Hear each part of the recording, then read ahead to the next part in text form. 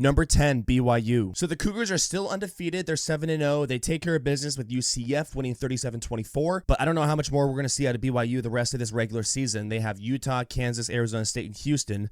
Now, maybe that does mean that's a pretty good path to make the Big 12 championship game. But you have to like what you see so far. Number 9, Iowa State. They had a bye, but they're also undefeated, still 7-0. And they haven't had the toughest of schedule to start either. They do have that nice win over Iowa earlier in the year.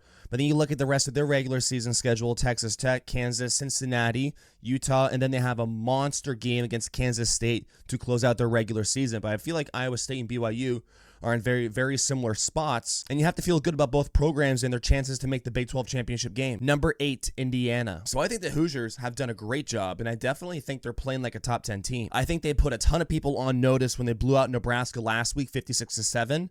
And then their quarterback gets hurt, he gets banged up, and they play Washington this week, but take care of business, winning by 14. They're explosive on offense, they're winning games, they're taking care of business, they're playing with a lot of confidence. And in a few weeks, they have a monster matchup on the road in Columbus against Ohio State. But Indiana's having an awesome start to this season. Number 7, Texas A&M. Impressive win against LSU. They outscored them 31-6 in the second half, and that wrinkle now with Marcel Reed and all those rushing touchdowns that he had. But they're also telling the other SEC teams, hey, we're here, we're still in contention to win the SEC, and we could be dangerous on the ground. And they've just continued to win game after game after losing game 1 to Notre Dame. Number 6, Miami. They continue to win. Cam Ward continues to look good. Part of me is still waiting for Miami to drop a game because I still don't know how much confidence I have in Cam Ward and, more importantly, Mario Cristobal. I feel like Cristobal and maybe Cam Ward has a bad, sloppy game with multiple turnovers. Maybe something happens and they do drop a game, which would not be the end of the world. But I still have to give them credit. They're undefeated. They're winning games. The offense does look good. And we'll see if they can close this thing out in the ACC conference. Number 5, Texas. Honestly, I felt like this game went as I expected at Vanderbilt. This is not just any regular Vanderbilt team.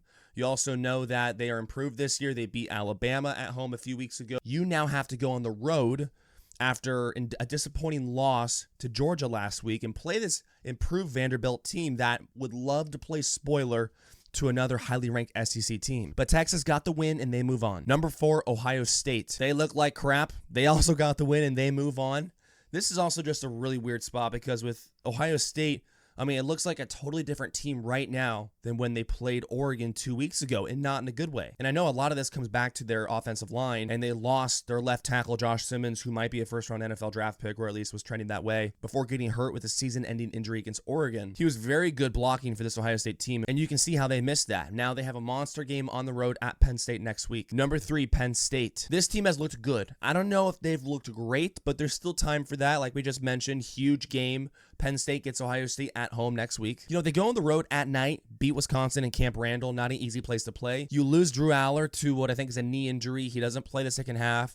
You bring in the backup quarterback, and he plays a great game, settles in nicely, makes good plays, is confident with the football. So I think, yes, obviously you want Drew Aller when you play Ohio State next week, but I think you like what you saw out of your backup quarterback, and you know that if he needs to play, you have to have some confidence in that. Number 2, Georgia. They had a bye, so no new information for the Bulldogs, but just going back to that game against Texas last week, they looked really good in that defense. That defensive front gave Texas a ton of problems. And Georgia just looks like a team that is going to hit their stride at the right time. Number 1, Oregon. They are the best team in the country, and they certainly look like it. Playing well on offense, playing well on defense. Hasn't had a letdown game yet. In these games after the Ohio State win, I mean, yes, that's one thing to take care of business in a top 5 game, but you go on the road and play Purdue. You have Illinois at home, and they're just jumping out to these quick, easy, early leads, and then just coasting in the second half. And they're just going out there, and they're just dominating on both sides of the football each game. They're in an awesome spot, and Dan Lanning is doing a really good job.